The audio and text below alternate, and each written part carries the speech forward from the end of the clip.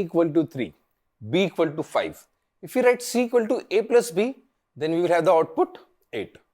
But suppose we have two lists x and y with value 1, 2, 3 and 4, 5, 6. If we apply the plus operator to the list, I mean x plus y, what will be the output? Hello everyone, welcome to the Python session. And in this session, we will understand how the operator works on the list. Just declare two lists x and y with values 1, 2, 3 and 4, 5, 6 like this. Now we will write z equal to x plus y and then print the list. Run the code. You see z becomes the concatenated list of x and y.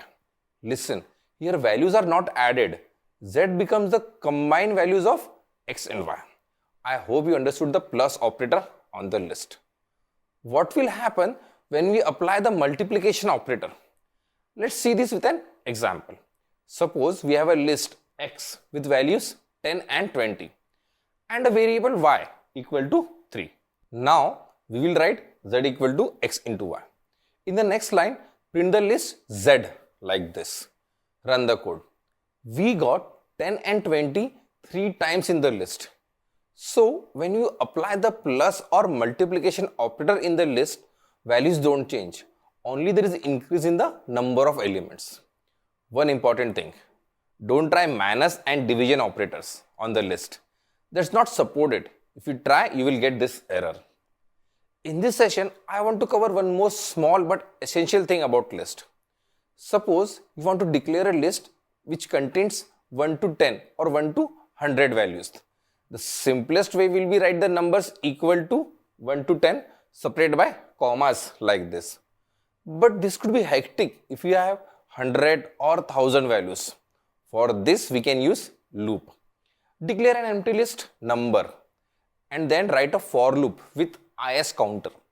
And in the range mention start point as 1 and max value as 101. Inside the indent of for loop, write numbers dot append and pass I as the value. After for loop, print the list numbers. Run the code. Well, we got our list with 100 values. Again, using for loop is simple, but to declare a list using 3-4 lines doesn't sound right.